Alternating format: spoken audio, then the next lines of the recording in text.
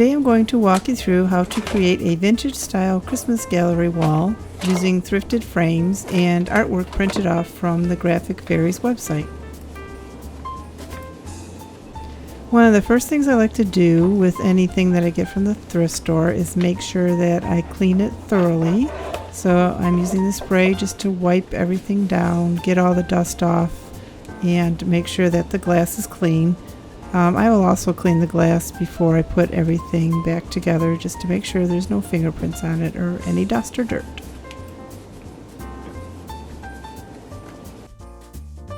I'm going to go ahead and measure the glass so that when I print off my images they will obviously fit into glass, fit in the frame. And so I'm taking the measurements and then I'm going to write them down on my pad here because I separated the frames from the glass insert so that I could paint the frames, but I wanted to make sure that I put the right glass inside the frame, if that makes sense. So one frame it's number 1, and then the glass insert I also put number 1 on a piece of tape so that I can match them up later.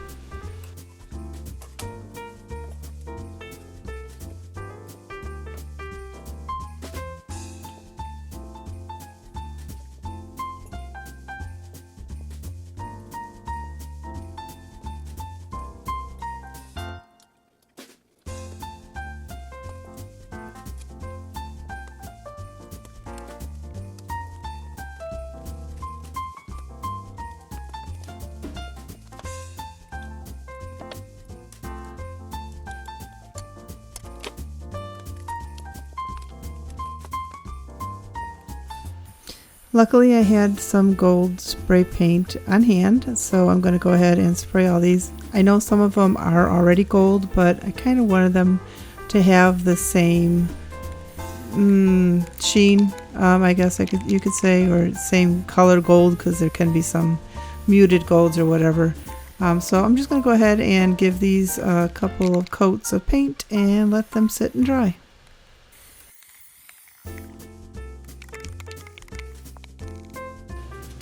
After the spray paint has dried, I bring the frames in and I'm going to use this brown wax and darken these up a little bit, just trying to get into the crevices of the frames so that it looks aged.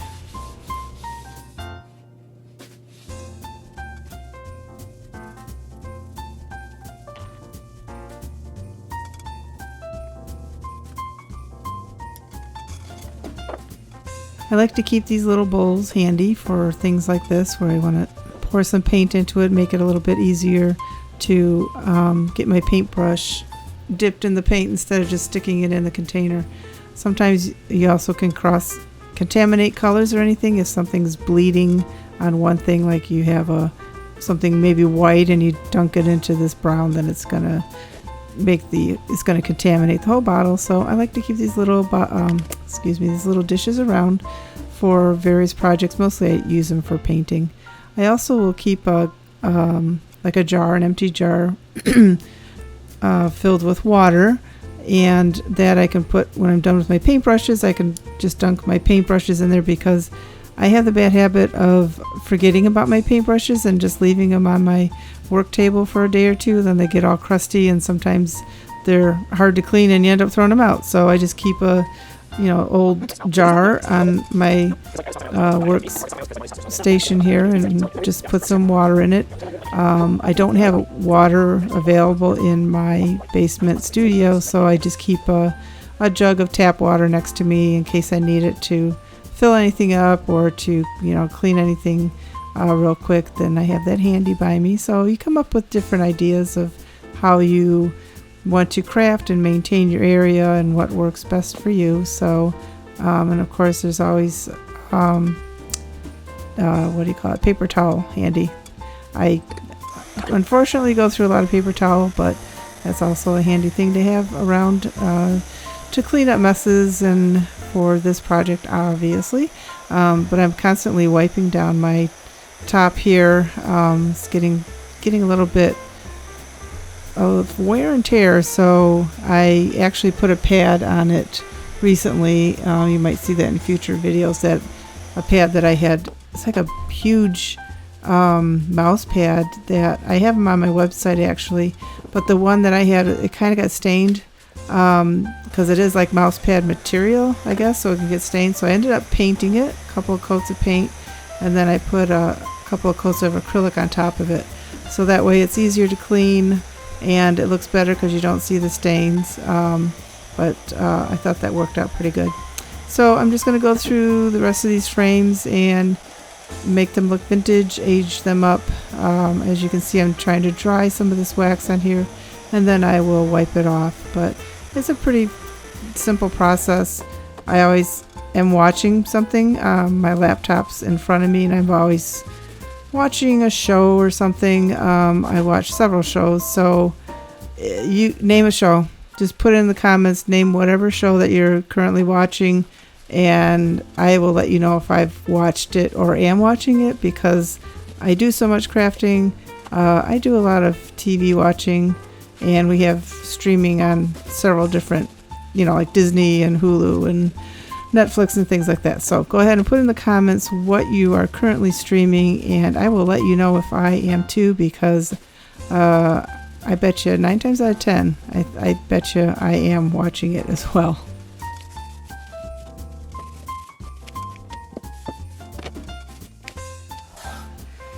So as I said earlier, I get a lot of my graphics from Graphics Fairy. I do have a membership there.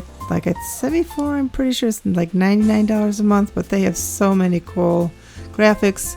So this Santa obviously is pretty big. The frame is 12 by 12. It took me a bit to figure out how to print this off because I had to do it in 4 sections, but you basically have it in Adobe format, and then you want to use the poster. When you go to print, you print poster, or you click on poster. If you want better instructions, let me know and I can do a separate video for that. But this is the largest one. This one's going to be in the center of my gallery. So I'm just going to go ahead and Mod Podge the Santa onto this piece here so that it doesn't get all crinkly, because you know how Mod Podge makes things crinkly. So I'm going to Mod Podge it right on there, and then I'm also going to Mod Podge on the top. Not only does it give it some protection, but it almost makes it look like a painting because it has like the lines, or like kind of like a texture, like a, I don't know, acrylic or an oil painting, I guess you could say. So it might be evident in the video, I'm not sure. But yeah, I'm just going to go ahead and Mod Podge this down, Mod Podge over it, and then slide it in the frame.